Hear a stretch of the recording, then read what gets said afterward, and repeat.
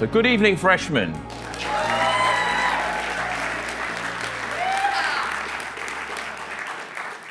And welcome to Austin Union 2. The Austin Union exists to promote civil discourse and perfect the art, essentially, of arguing. Argument, though, can often be, in our modern day, a byword for hatred. But if we look at the etymology of the term argument, it points us towards something much closer to the type of discourse that we want to have here at the University of Austin. If we return to the Latin arguere, we find the meaning make clear, make known, prove, demonstrate. But in the crossover from Latin to Old French, the French morphed this into argue, which sounds more aggressive, and that takes on a slightly different color. To the French, to Old French at least, we add harry, reproach, accuse, and blame. No comment on what happened in France in 1788 and 1789 as a consequence maybe of going more towards arguer than arguere. But speaking of revolutions, our president very fortuitously, just this morning in his convocation remarks, spoke about the more sincere meaning, the truest meaning of the word revolution. Again, as President Canelos did this morning, returning to Latin, being to revolve, more gently, perhaps, to the way things ought to be. This is the way that Hamilton and Madison might have thought of revolution, in contradistinction to Robespierre and the Jacobins. So what we're doing here tonight at the Union is returning debate to what it ought to be. As I said, this is Austin Union 2. And some of you will remember Austin Union 1, where the resolution debated had to do with the eventual product of the American Revolution, the Constitution. We asked the question, is the Constitution broken? Debating in the affirmative, saying yes, the Constitution is broken, was Richard Albert, one of our esteemed law professors at our great neighbours, UT. But arguing no, the Constitution is not broken, was our Dean of the Centre for Economics, Politics and History, Morgan Marietta. Now, before we introduce the resolution for Austin Union 2, Morgan is going to come and talk to you for some time about what the Austin Union is. And most importantly, what we hope that you can achieve after tonight when we hand it over to you, the students, to run the Austin Union. I call to address the Union, Dean Marietta.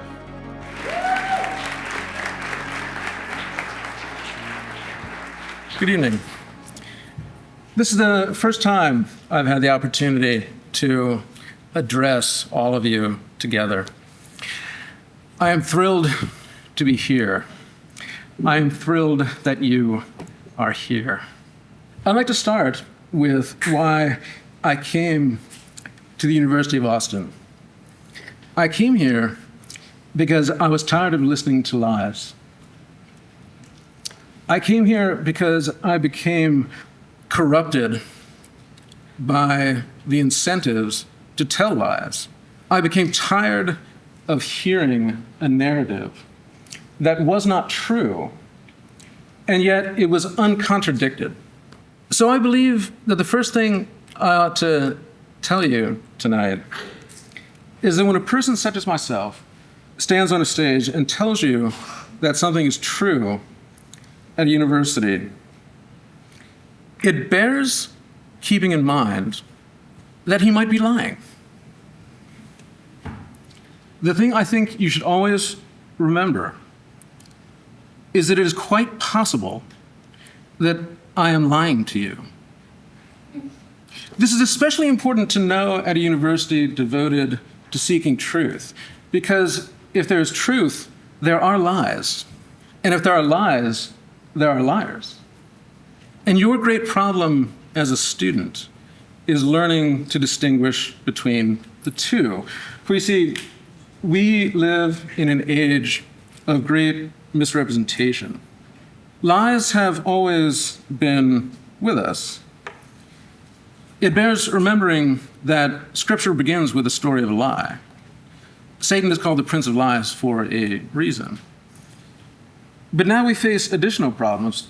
The institution that is supposed to be devoted to truth-seeking and telling the truth has turned to reinforcing lies.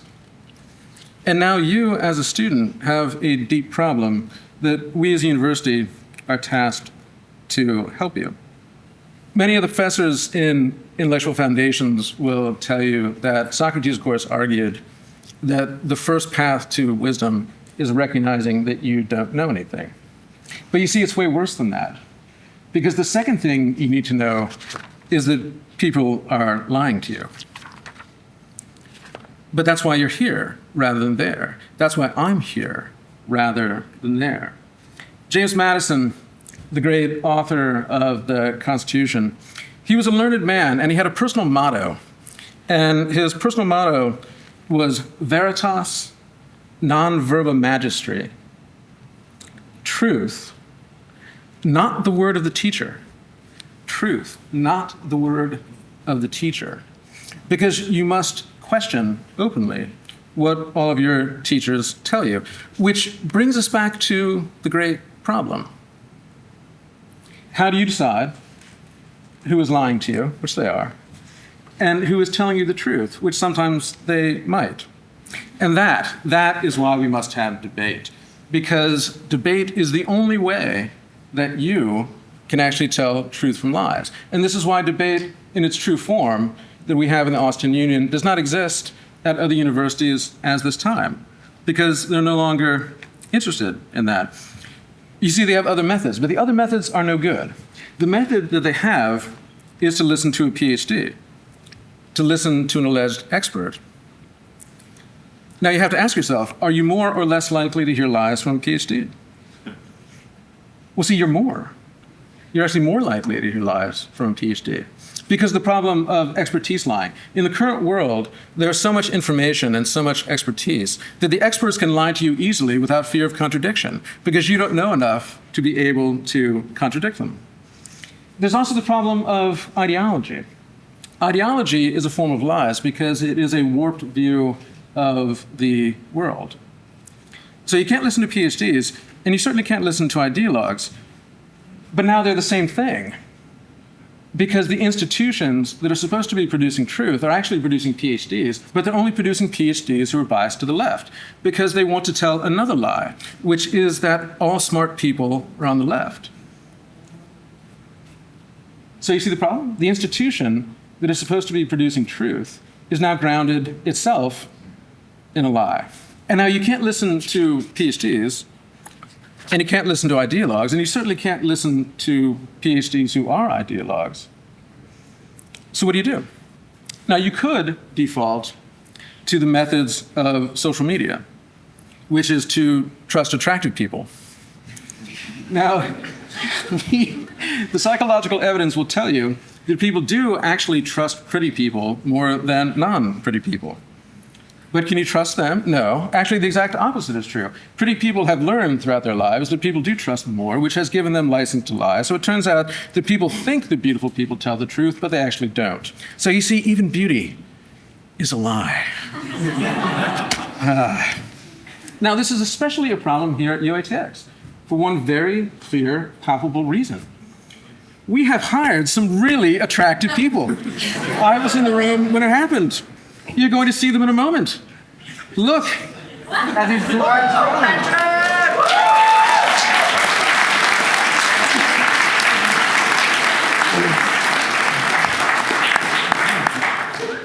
They have PhDs or ideologues and are shockingly handsome. You can't trust them at all.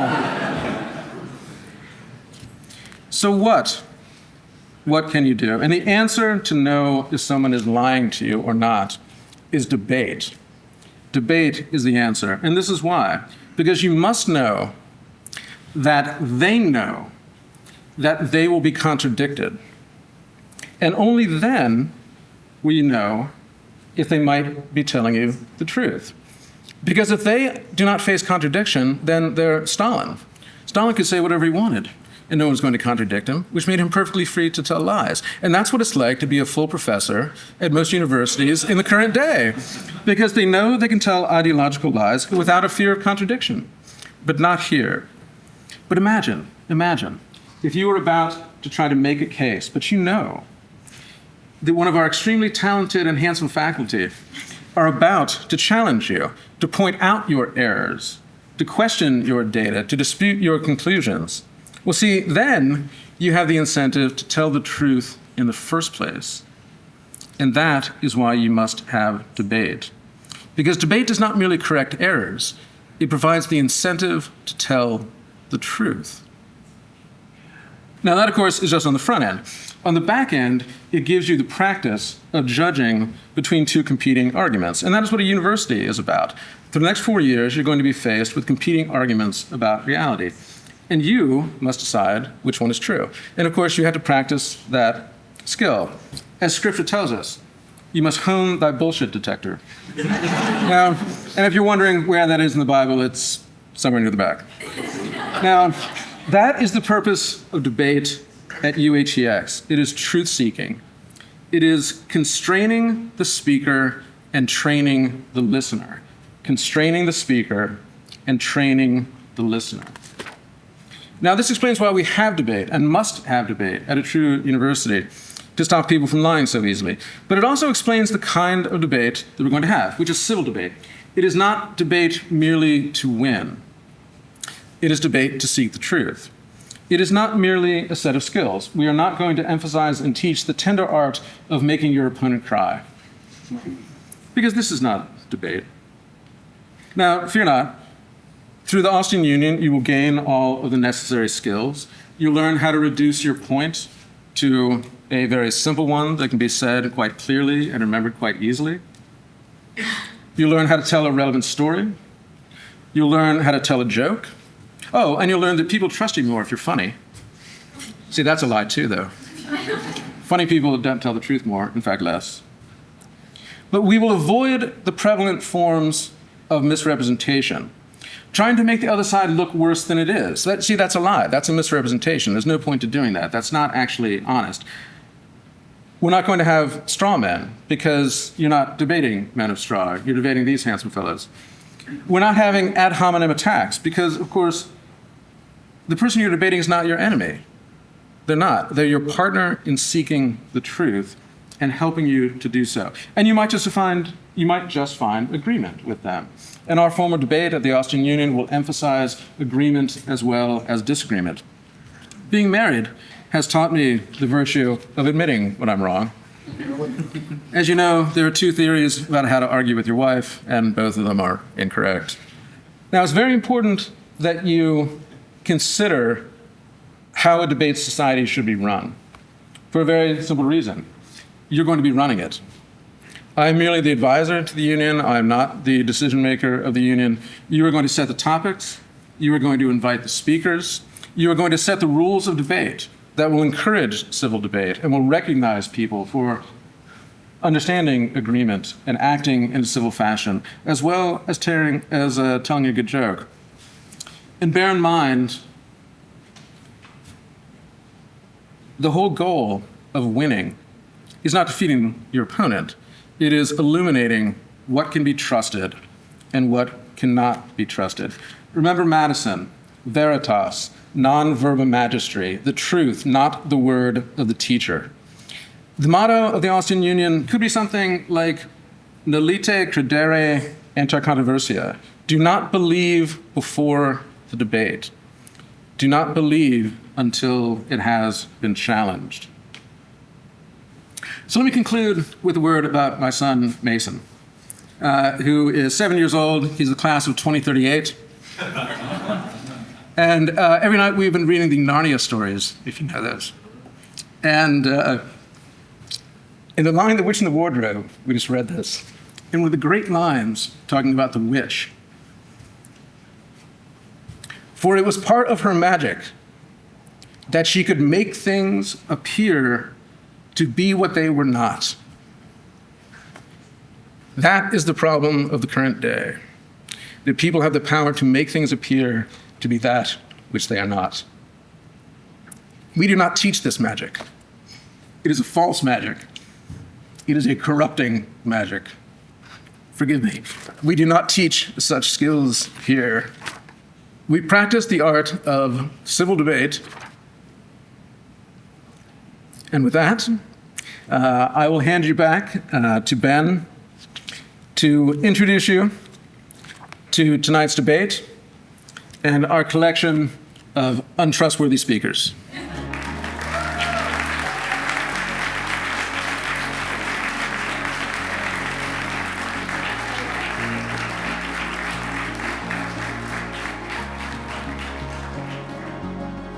Thank you, Dean Marietta. I won't say whether I believe you or not, but I do enjoy working with you too. Tonight's resolution is thus: be it resolved, a university should be an open society. Students, I'm now going to provide an exposition of the resolution. That is, without telling you precisely what the resolution asks, I'm going to give you some context and perhaps explain some of the meaning behind the terms. Now, one of those terms, there are two key ones here, doesn't really need further explanation. A university is an entity of higher learning. Universities have many and diverse purposes. They may have many and diverse cultures, but we have an agreed upon common sense understanding of what a university is. It is not a high school, it is not a WeWork for students, it confers degrees, it may sometimes undertake research, it most certainly requires teaching and learning activity. The open society is a term first coined by the French philosopher Henri Bergson in 1932, but it was probably most famously brought to prominence by the Austrian-born British philosopher Karl Popper. And Popper, in one instance, defines the open society like this: a community in which an individual is confronted with personal decisions as opposed to a magical or tribal or collectivist society.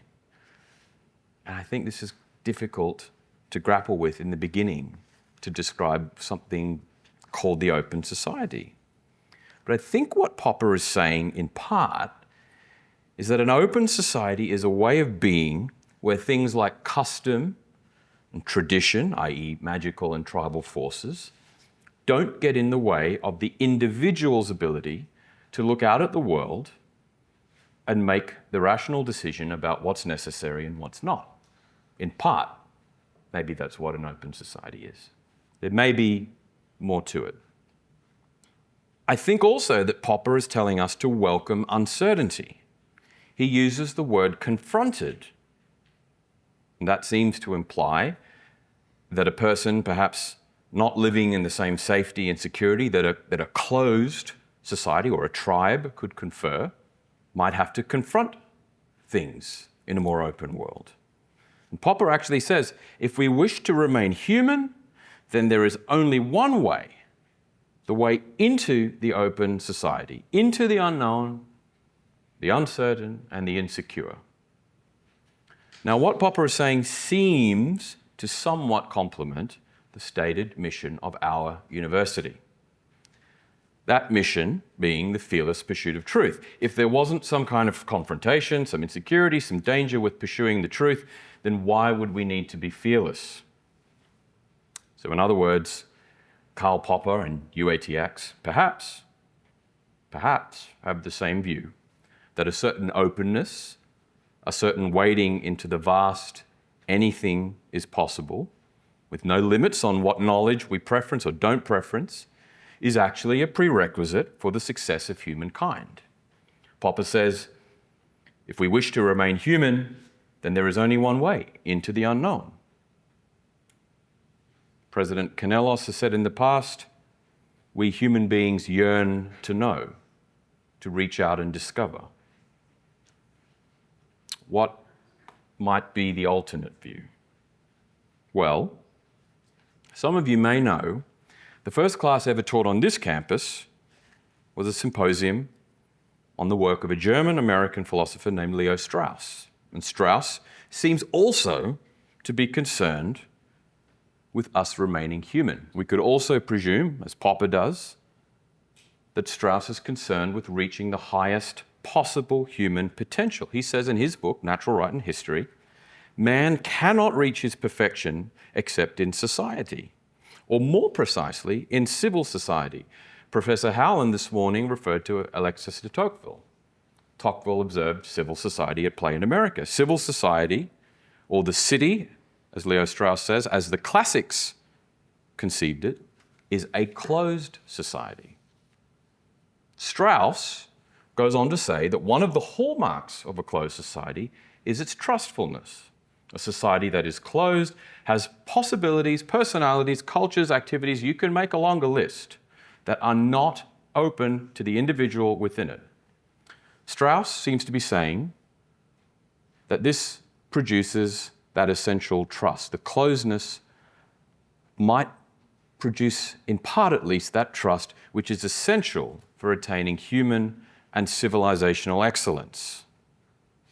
To get closer to the resolution, there are some practical limitations to closed society.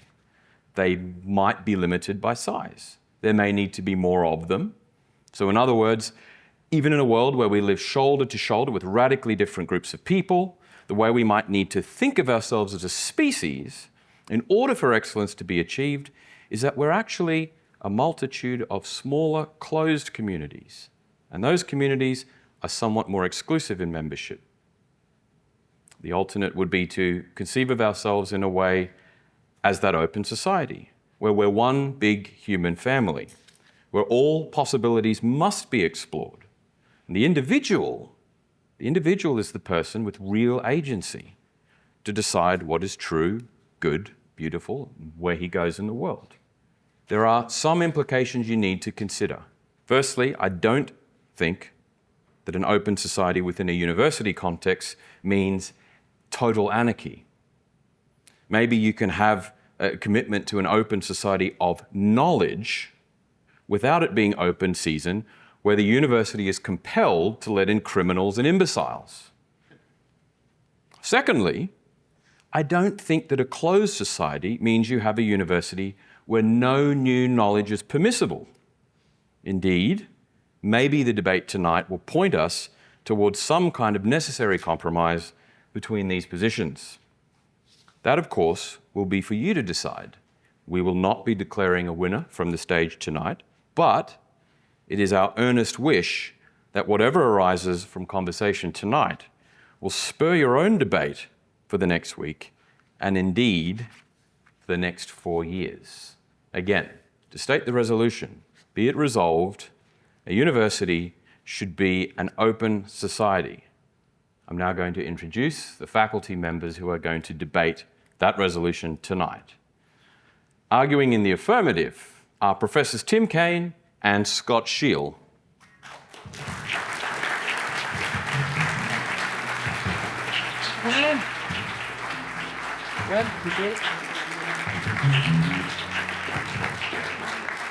And arguing in the negative is Dean Patrick Gray and Professor Jacob Wolfe.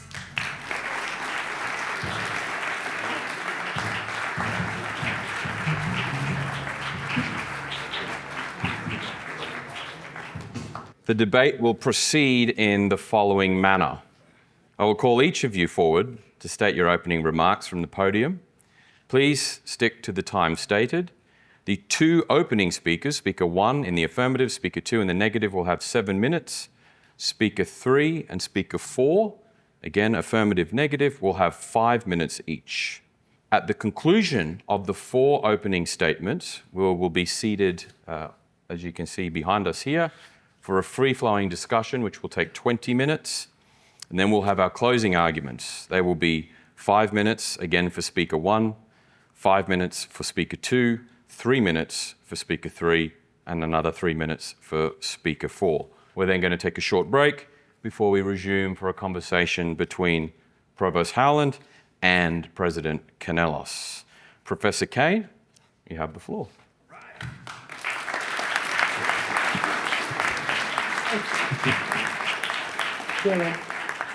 Who's my timekeeper? Oh, he's behind me. That's good. Oh, thank you. All right. So yeah, when they said what did he say? Beautiful people more likely to convince you. Scott immediately wanted to trade me. So oh well.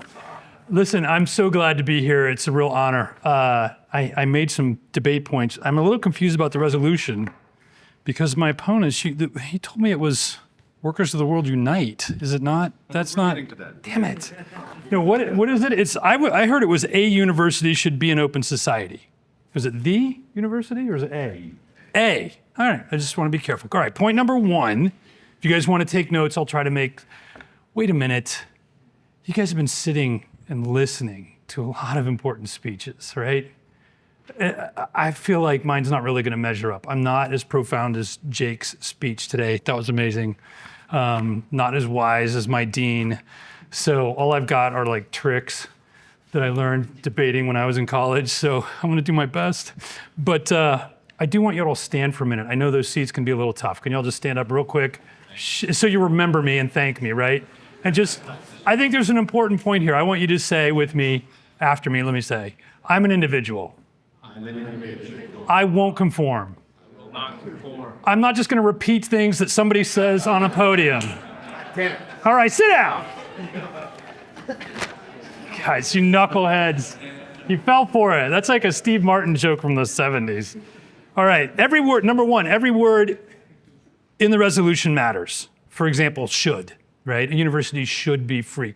When you decide whether you agree or not with the affirmative or the negative, you got to use this as your metric. So I heard muffled in the back something about Karl Popper, I have never read Karl Popper. I haven't met Karl Popper. I don't think I'll have a chance to now. But that's not what the resolution's about. This isn't Karl Popper's open society. You get to judge for yourself based on these words that we've been given, whether you agree with them or not. So let me, just for example, words matter. What's the First Amendment? What does it say? That you have a right to free speech, right? No, wait, what does it say? Morgan, you better know this. Any of you know what the first three words are? First Amendment. Congress shall make no law. Does not give you a right to free speech. It is a negative. Words matter. And a lot of people, 9 on the Supreme Court, I would argue, maybe, don't remember that. They think this is just something that can be imposed. So a university doesn't have to respect that. University can do whatever it wants. Congress can't make laws. They're the ones that can't restrict speech. So I'm not arguing for the negative, but don't use that against me, all right? Point 2, debate history. So look, I did debate when I was at the Air Force Academy, but I'd never debated before. And there were all these really, really smart people that were like impromptu champion from North Carolina. And so I meet this guy named Steve Kaiser. He'd never debated, and we're all saying where we were from. Bill Casemere, my buddy, is like, I'm from Oologah, Oklahoma. Joe Dean was from Virginia. I was from the mighty metropolis of Columbus, Ohio. I'm sure you've been there for the tourism. But and my buddy Steve, who becomes my debate partner, is like, I'm from the tri-state area. And we're like, Steve, there's a lot of tri-state areas in America. Like, which one? And he had this confused look. He went, the tri-state area. Like, okay. It was Kentucky, West Virginia, and Virginia. And it was like, okay, for you, the tri-state area that's on the local car commercials is a big deal. But it made a point to me that that's a community, right? That's a society. He was from a certain society, and that's a great thing about America. I was from a different society. I was from Columbus, Ohio. We've got diversity in our Constitution, in the way the world works, and not everyone has to be the same as the others. Not every university has to be the same as the others. I got another story here for you about openness, and this is such a great story. It might burn all my time, but I hope it'll be worth it, and you'll thank me for a little levity. So I was in Japan at an onsen. Can you all still hear me? Yeah. You know what an onsen is? Hot bath up in the Japanese Alps. There with my friend, and you get naked and you get in a tub. It's like all one sex, so it's men, and then the women are in theirs. But this one was not a closed onsen. It was open, and it was looking out on the mountains. So it's me and a bunch of Japanese men and my buddy Jim. And I've told the story to my daughter. I had a little towel, and she's like, "Little dad?" And I was like, "All right, fine. This is giant towel." So sorry. So I wanted to go see the mountains, and there weren't any signs saying you couldn't. There weren't any signs saying I couldn't leave that, right? So I walked out to the edge of that cliff, and I stood there, arms akimbo, man in nature. I was like, yes! And then I looked back, Jim's like, how is it? And I looked back, and there was the hotel restaurant right there with a bunch of people on their honeymoon. And I was like, sorry for ruining your weekend, and walked back. And Jim said, how was it? And I was like, dude, it's great. You have to go out there. Open society is so much better than a closed society, I would say. All right, I'm on point 5. Definition of a society from Britannica. This is going to be important in our debate. All right, 5 minutes remaining. Britannica Dictionary says a society is people in general thought of as living together in organized communities with, this is important, shared laws, traditions, and values.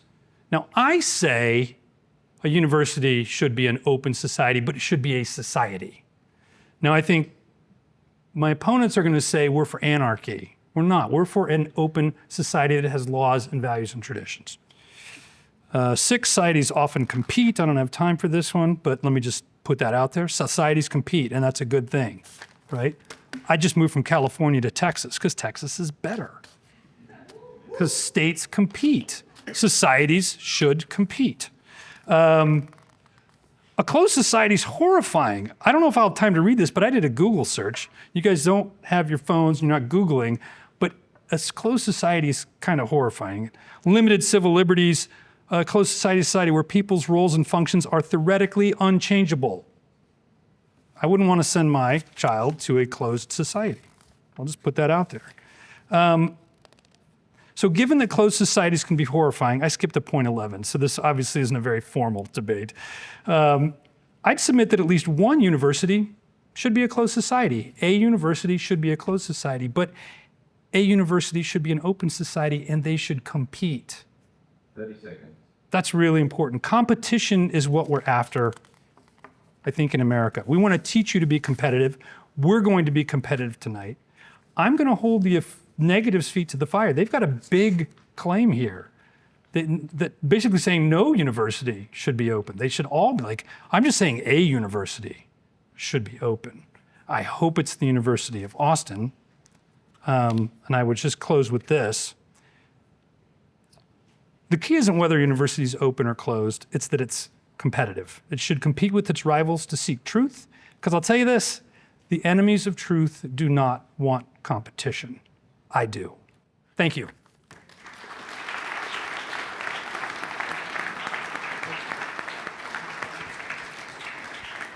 Thank you, Professor Kane. Dean Gray, the floor is yours. All right. Hello, everyone. So I will start with a summary of what I'm going to say, which is that a university cannot be an open society. It's not a question of whether it should or should not. It simply, by its very nature, cannot be an entirely open society. But we'll get there step by step. I'll start by saying that here in America, it's very difficult to argue against anything described as open, right? We're in America. America is the land of frontiers and of cowboys, big sky, open road, 24/7 convenience stores. Everything is open all the time. I remember I had a British friend of mine who I met on study abroad back when I was an undergraduate. I said, what do you think of America? He said, it's great. I can buy anything I want at any time. But I think more seriously, the siren call of America and part of its greatness is the idea that you can leave behind the caste system, the bureaucracy, the norms, the laws of whatever dysfunctional former old world you came from and come here and build something new. And I think that's a very powerful and important part of the American story, and very much in keeping with what we're doing here. So, given that I am arguing that the university should not be an open society, and in fact cannot be an open society, I thought I'd pause for a moment to invoke a different and perhaps less familiar ideal.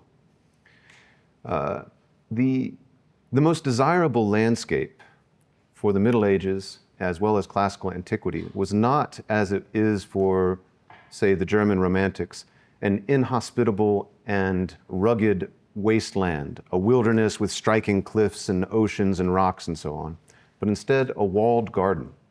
In fact, our English word, paradise, comes from Greek and Latin words, which are derived from an Iranian word, an avestan, meaning an enclosed private park. This, for them, is the ideal setting, an enclosed garden carefully cultivated with paths and, hedges and so on, where a select few could gather in peace.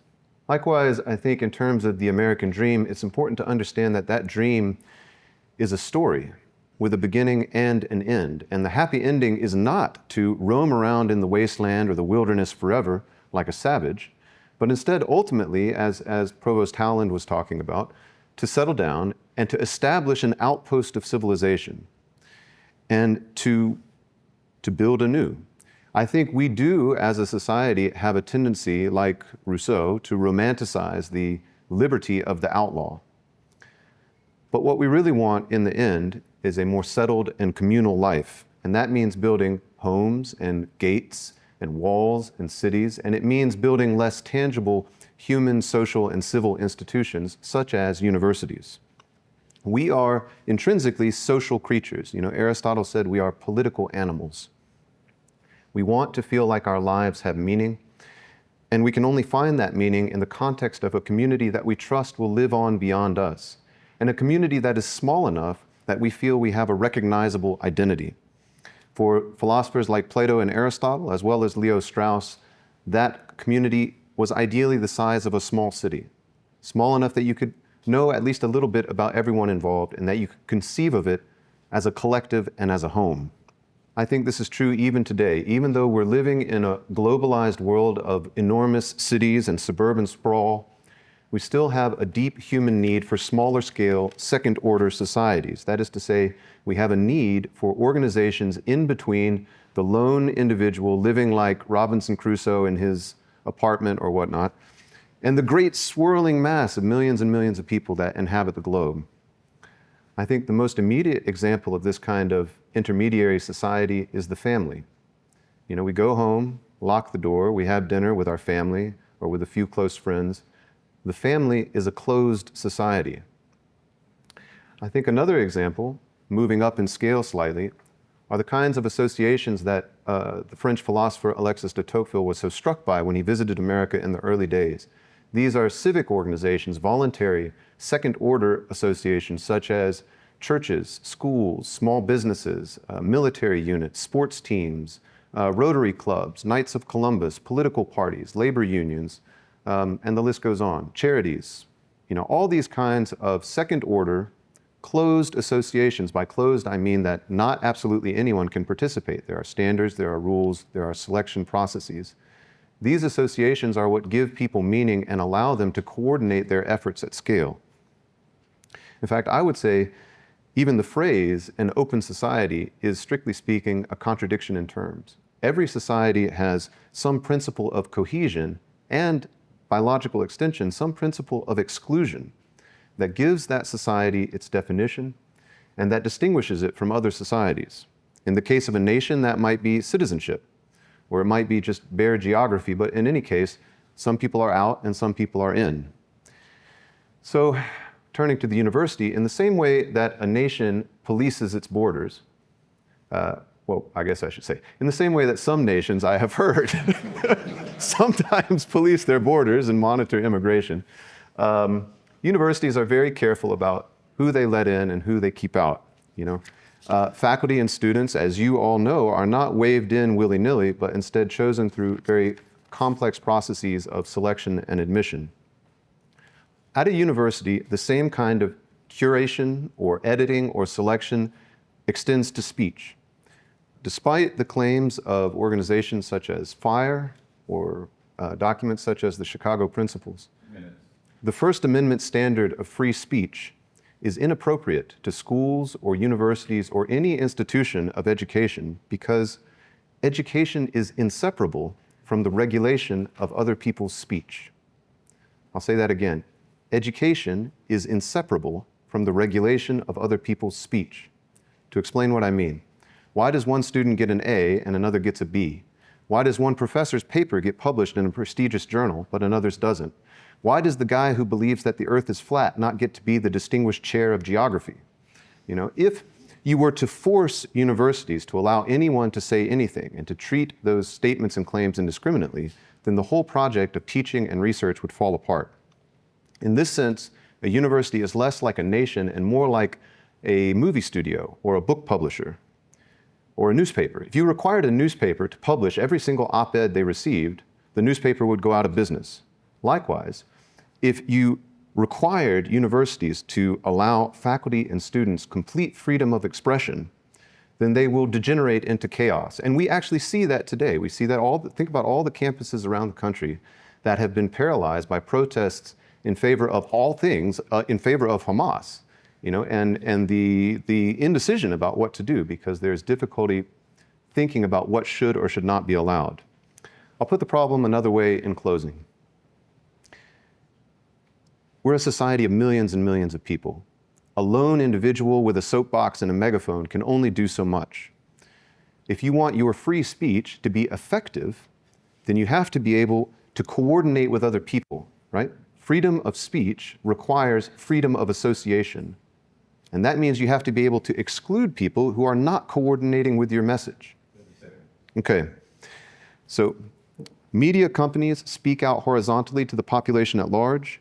Universities speak vertically, handing knowledge down from one generation to the next. But the problem is the same. As an institution, in order for your message to be coherent, your society has to be closed. People can only be allowed to participate insofar as they are aligned with the mission. Thank you.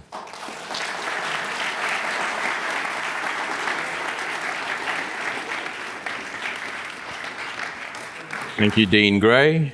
Rising again for the affirmative, we have Professor Scheall. Professor Scheall, the floor is yours. You have 5 minutes. Thank you, Ben. Okay, so I might be a little bit of the fly in the punch bowl tonight, because I want to suggest that this is not the right question, maybe. I want to suggest that what's problematic about American universities today is not that they're too closed or too open, it's that they're hypocritical.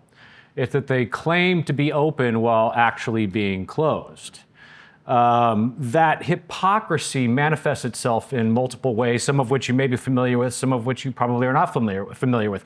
The most obvious way in which it manifests itself is in the selective respect for various principles, free speech principles, if you like. And those principles are obviously, as we've seen in the last year, selectively respected depending upon the various blowing winds of politics at any given moment. So that's one form of hypocrisy that exists at American universities today. Another form of hypocrisy that exists that you're probably not familiar with is in the institutional structure itself. It's in the way that administration works and the way that administration treats faculty members and students. So I was at a university that was highly ranked in terms of the free speech principles, the FIRE rankings, if you're familiar with those, constantly advertising its a commitment to freedom of speech, principles of freedom, principles of liberty, et cetera, when in fact that university was an utter tyranny from the top down to the bottom. It started with the president tyrannizing the deans and directors tyrannized the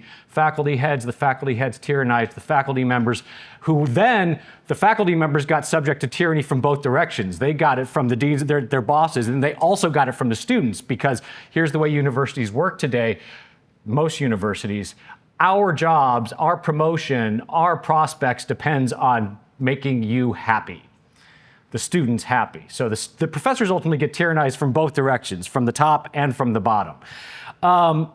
This thought that the problem with American education is really hypocrisy, not openness or closedness per se, leads me to think that what is needed is not that universities be more open or less open, but that the system, the university system, be open, by which I mean you might have different institutions that were committed more or less to openness, to liberal principles. So you might have, and I think this touches upon what Professor Kane was mentioning about competition. You might have universities that were deeply committed to classical liberal principles, but you could also have universities that were deeply committed to Catholic principles or,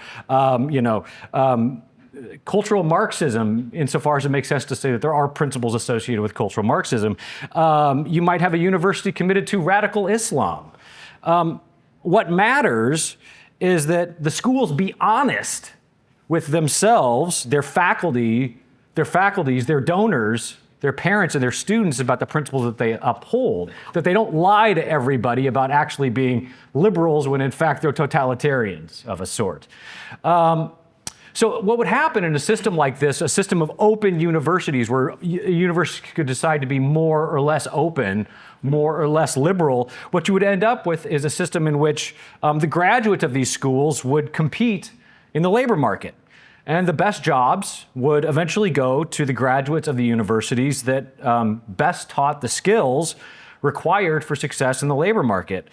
These universities would survive and thrive, and the others, the hypocritical universities, or just the universities that were committed to bad principles, would wither on the vine, or cater only to, a very small, select, niche audience. The dangers that the current hypocritical system represents, I think, are multifold. On one hand, as Governor Abbott mentioned today, you've seen over the course of the last 10 or 15 years, basically an increasing monopolization of this hypocritical model. It's taking over the entire American university system. And that means that you all have, or you had before you came to the University of Austin, decreasing variety, minimal freedom of choice when it comes to the universities you might select from, at least in terms of the principles that they're governed by.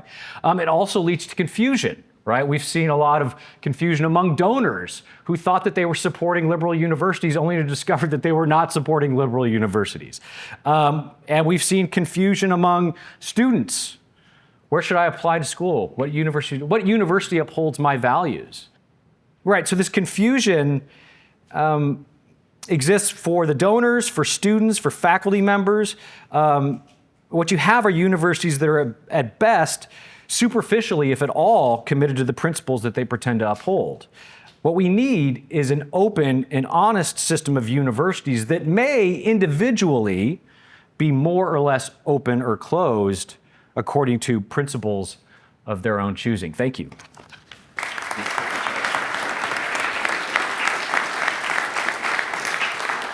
Thank you, Professor Scheall. And to close the opening statement, would you please welcome Professor Wolf to speak in the negative. Professor Wolf, you have 5 minutes. The floor is yours.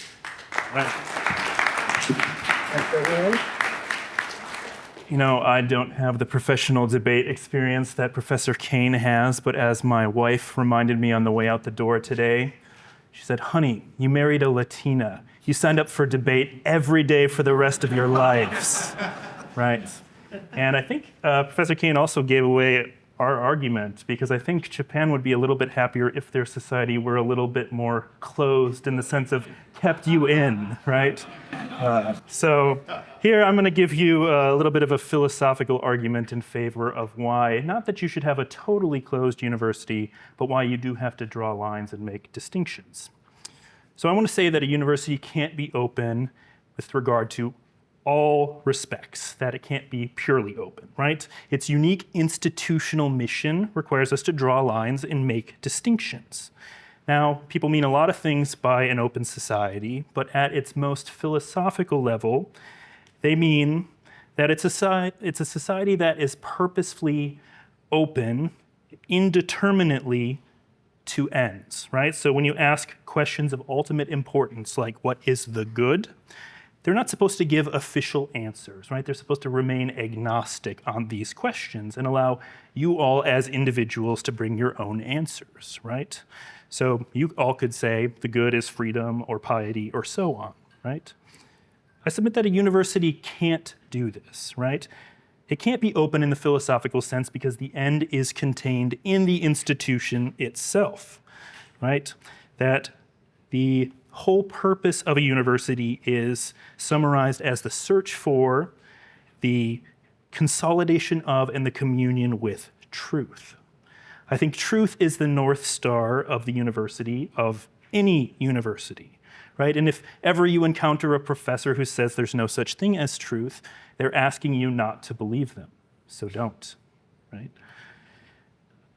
I think truth is ultimately what makes a university rather than a multiversity, right? We agree that there is some reality, some whole to which we all have access, however imperfectly, right? In fact, the whole university arranges its disciplines, it arranges its departments in such a way that presupposes agreement is in fact possible.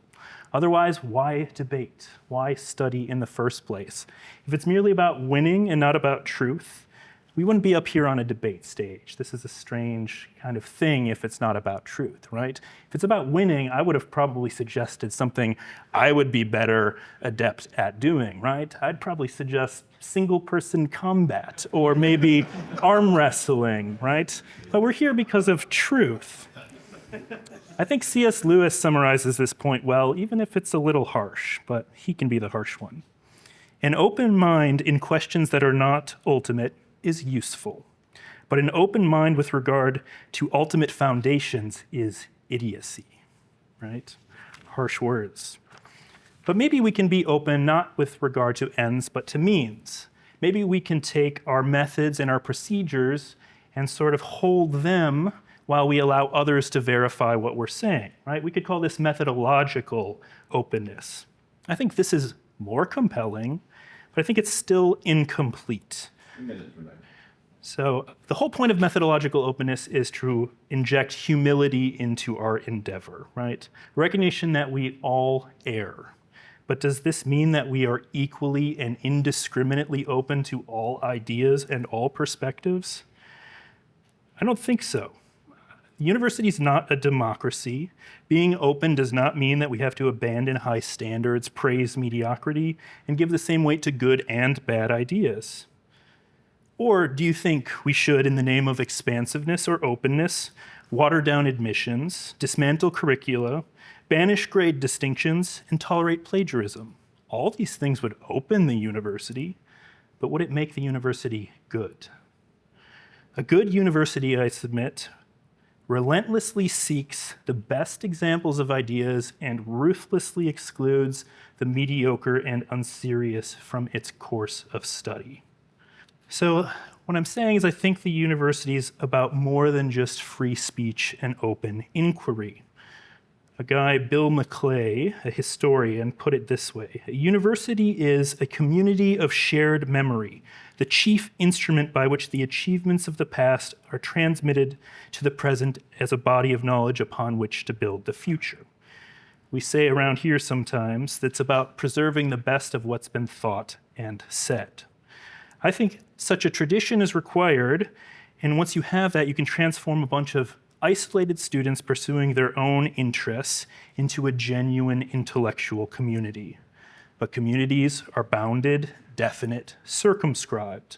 One does not simply throw open the gates and suddenly achieve excellence, intellectual rigor, friendship, or truth. That, I think, requires cultivation, discernment, qualitative judgment, and drawing lines. Thanks.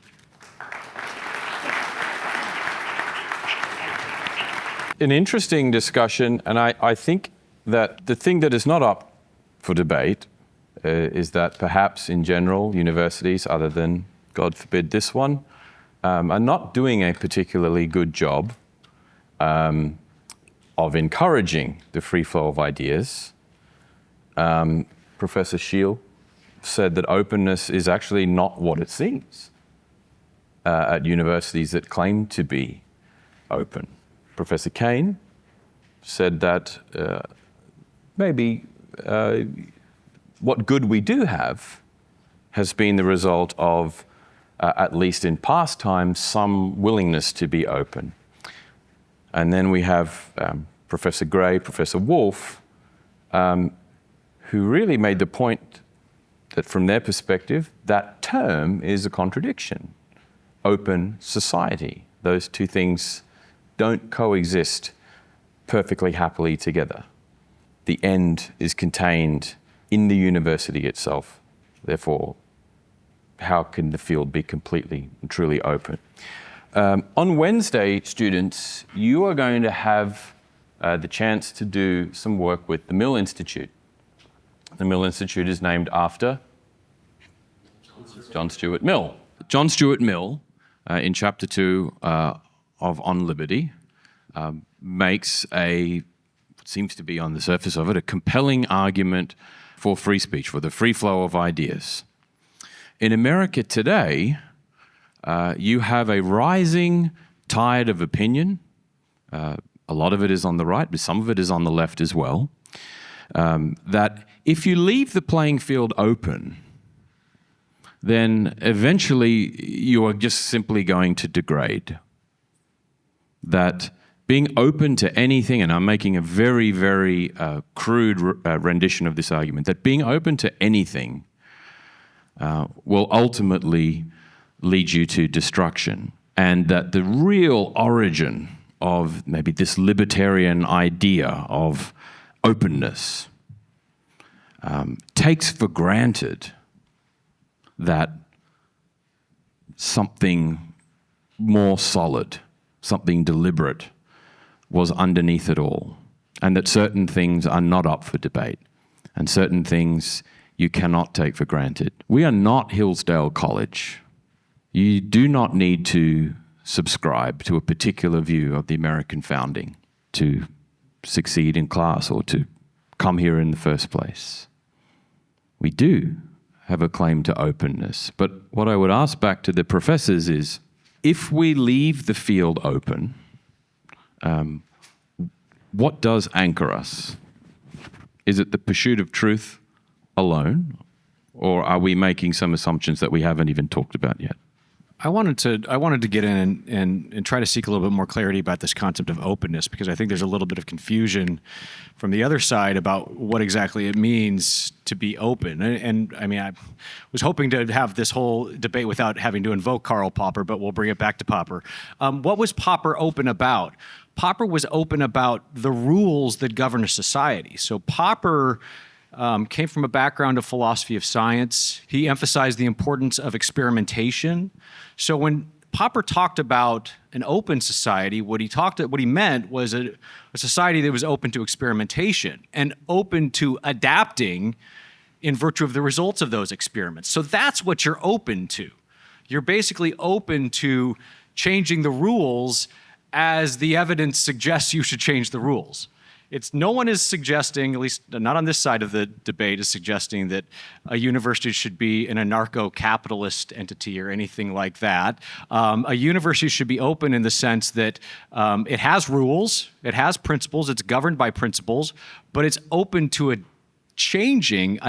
adapting its principles to evidence as it comes in. I think the salient point here was made by Professor Wolff, that there's a question of the distinction between ends and means. And it's possible to be very flexible about means while at the same time being very fixed about ends. I think one of the problems that we see in universities today is an unwillingness to acknowledge purpose, or to have substantive, precise statements of purpose. So universities will talk about academic freedom, but academic freedom is not an end unto itself. Right? So I think when we talk about openness, the concern is about the idea that a society can leave, that a university, a second-order society or an association like a university, can remain indeterminate about its ends or purposes. That's not Popperian. So that's not the open society. That's chaos. And so I think we're saying the same thing, right? Yeah. Can I ask a question? Can I ask a question? I think we all agree on a lot of things. So this is what's going to make it interesting for you all to decide do you agree with the resolution or not. But I think we all agree that a university should be a society. I mean, the things that were posited there, that they should have values and not hypocritical values, that they should have rules, not unenforced rules. I think a lot like Berkeley, I'll put up as our boogeyman, is that even a university now? Because I don't think they have rules that are enforced. They're not protecting their students, as they say they will. They're not protecting free speech, but they are protecting screaming. It's very weird. So I would posit that it is a university by name, but it's not a society, let alone whether it's open or closed. And so let me make this a question. Would you call Berkeley, these guys are named Gray and Wolf. You realize how scary that is? And then we were threatened with armed combat. So I'm not, Scheall and Kane here are not gonna do that. If it's a weapon of choice, you get the broadsword, I'll take the F-15. No, but is Berkeley a university? Is it a society? And is it an open society? So at least we can figure out what we're debating.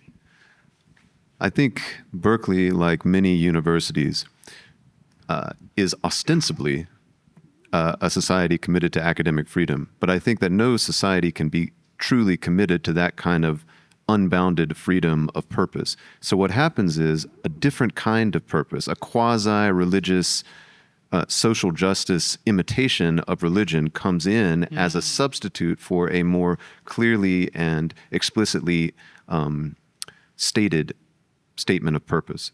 So they are actually a closed society. They're just not closed in the way that they might be entirely comfortable admitting that they are. So they're a closed society. Okay.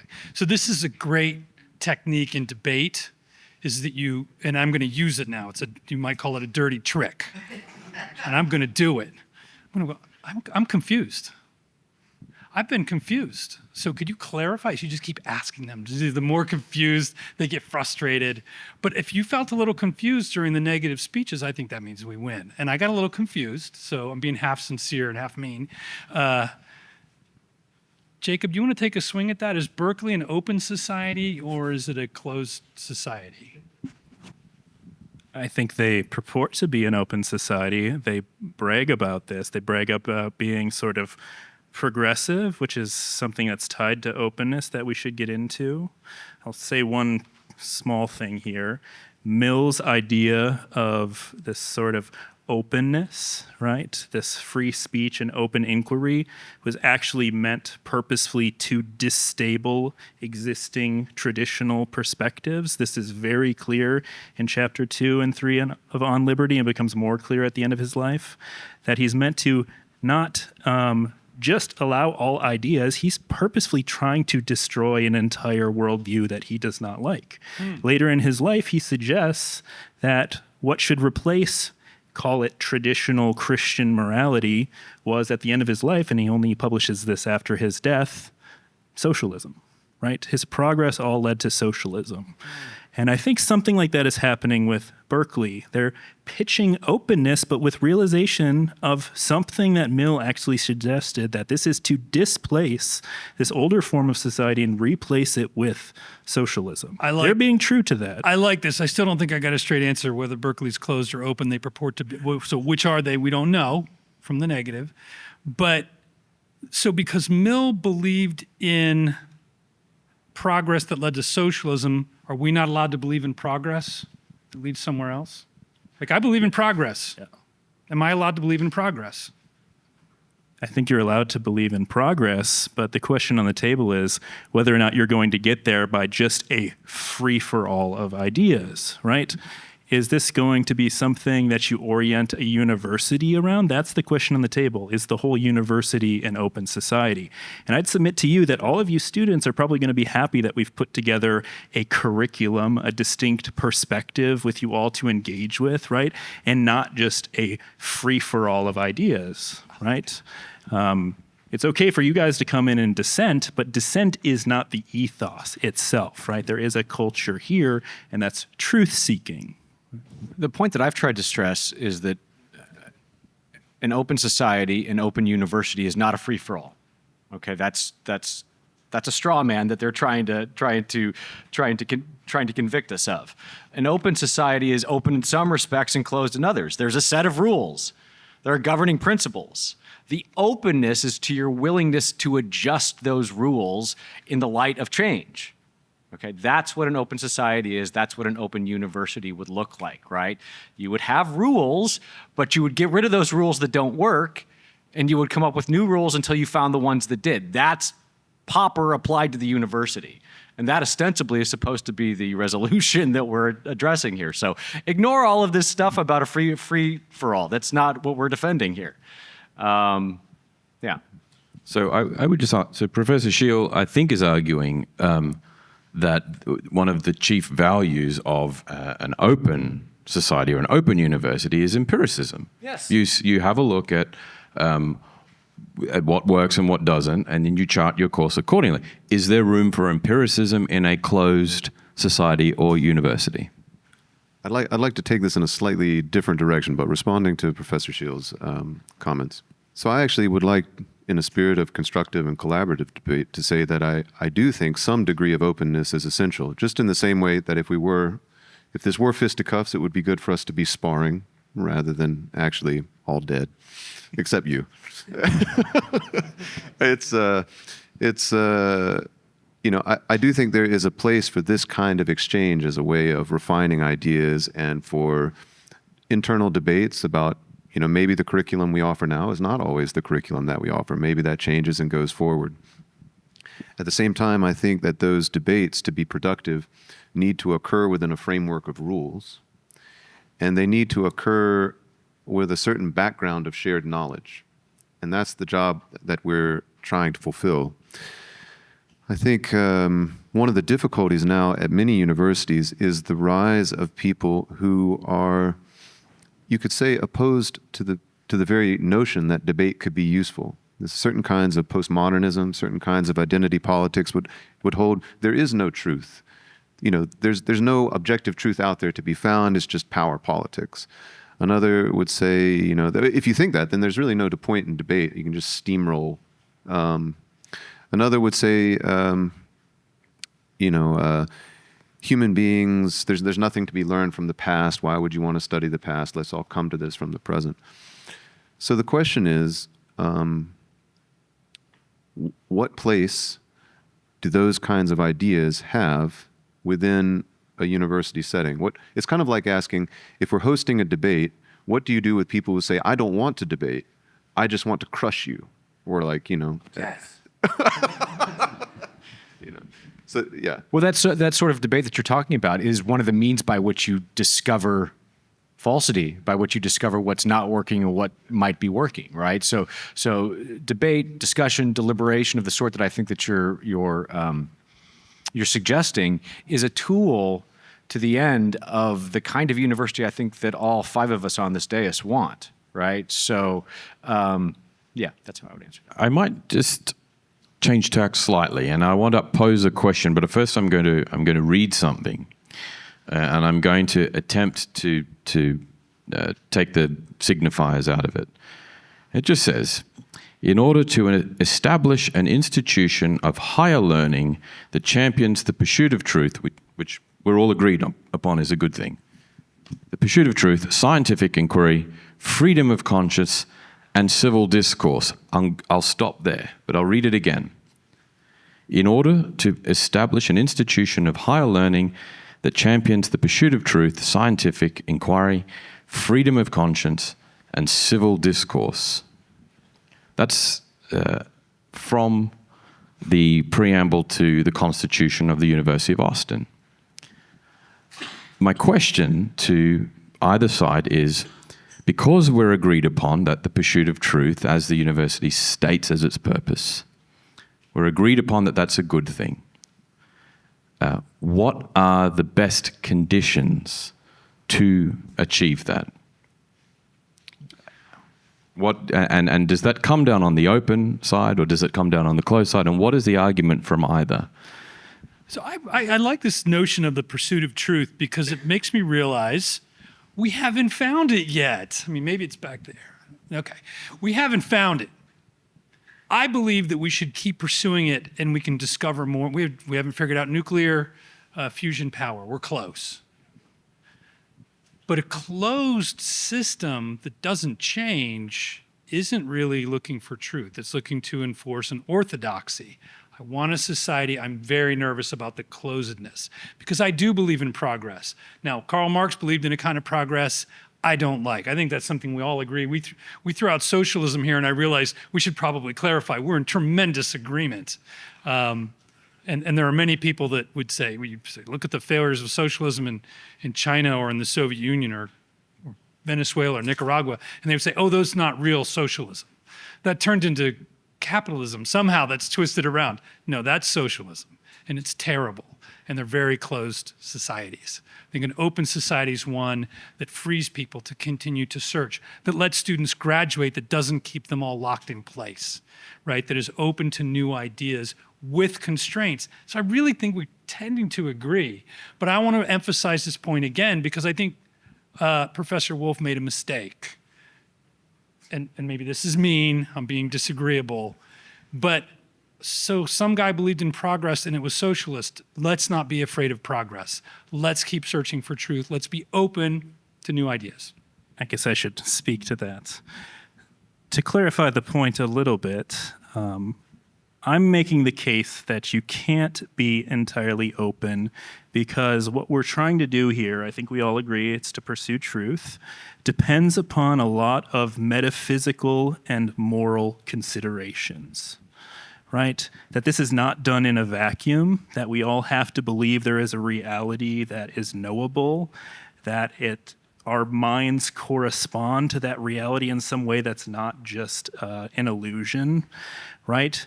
That there's a certain type of person we're trying to create, right? Someone who's diligent and honest and hardworking, and that you can actually reward such a person over another type. That you just can't separate these things as nicely as people say when they suggest that the university is merely about free inquiry, it's merely about free speech, right? I think Chesterton puts this really well in the way that only he can do. He says, an open mind is nothing. The purpose of an open mind, like an open mouth, is to close it on something solid. To keep either indefinitely open is the sign of a fool. Ooh, right? I like it. The whole reason we want open inquiry is so that eventually when you encounter truth, you can close upon it, hold it for the valuable thing that it is, right? This doesn't mean that you know everything, but when you come upon that truth, hold it dear, pass it on. That's what the institution of the university is meant to do. I would say I come to this from experience in the humanities where I've seen the influence of postmodernism have a debilitating effect. And so to my mind, that phrase, the fearless pursuit of truth, is actually quite a strong claim. That, one of the disasters that happened to the humanities in the 70s was as it became clear that communism was sort of failing, you had all these French intellectuals that thought, well, I guess the world is meaningless then. If it's not the great Marxist story of progress towards utopia, then nothing means anything. Why should we care anymore? Let's just focus on little sort of dilettantish studies of this and that minor point. So I want us to understand that we are making a very strong metaphysical commitment when we talk about truth as something outside ourselves, as something that ought to be pursued. That is a commitment that enables the kind of progress that I think, Tim, Professor Kane, you're talking about. And it is not a commitment that is shared by all professors, at least in the humanities today. It's a rarity now. Yeah. I just want to speak a bit about this notion of progress. I think that unqualified, without an adjective attached to the word progress, it's meaningless. Okay, the history of mankind is of progress in some dimensions while you're at the same time going backwards in other dimensions, right? So, I mean, we can look at the world around us and we can see clear indications of certain kinds of progress. Scientific progress, technological progress, material progress. Moral progress? Are we morally better than our ancestors of a generation or so ago, of hundreds of years ago? I'm very, very skeptical of that notion. And so I think without an adjective attached to the word progress, you should be, what the hell are you talking about? No. Gentlemen, that is getting close to the end of our allocated time for the free-flowing discussion. And I think we have seen a broad agreement on both sides about a great many things. But I would encourage the students to keep reflecting on that question. Particularly, I liked the Chesterton quote that Professor Wolf brought us to, which really does leave room for both sides of the argument. Of course, you need something of a search. You need a radar for what's right, for what's good. But you do also need the capacity to seize the truth when you stumble upon it. And we hope that that is in large part the activity that you're concerned with as a student here at UATX.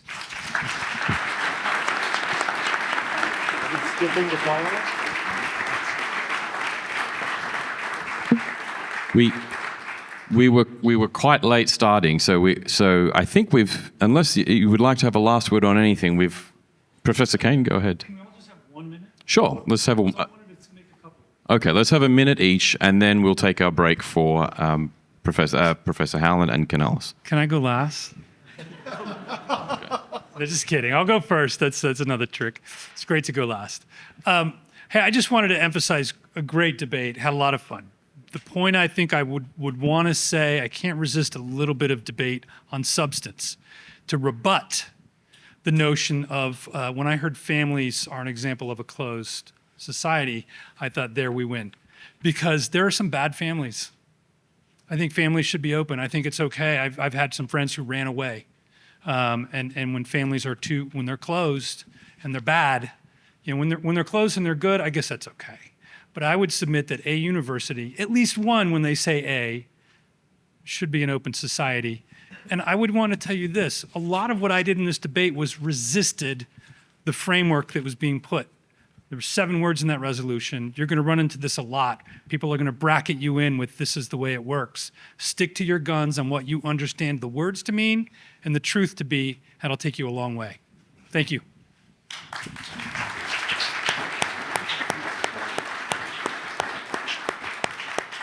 So I'll just quickly reiterate the points that I made in my initial 5 minutes. The problem is not openness versus closedness. The problem is the lying.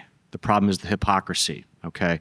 And a way that we get out of that sort of conundrum is to have a variety of different universities following a variety of different principles and then allowing the market to basically decide which are the effective and which are the ineffective universities. And you've chosen well. I just want to say, I think educators and professors in particular like to imagine that teaching is about some sort of warrior who gets up and cuts down ideas, bad ideas when they see them. And I think part of the disagreement here is that I just don't see education like that, right? C.S. Lewis in The Abolition of Man says the task of the modern educator is not to cut down jungles, but to irrigate deserts. And I think that's what I try to do as a teacher and want to foster in a university, right? It's not to just cut down bad ideas. It's to actually have you experience beauty, to instill in you character, to cultivate virtue in you all, right? That it's more than just ideas. It's about forming a whole person. And that, I think, just can't boil down to open inquiry and an open society.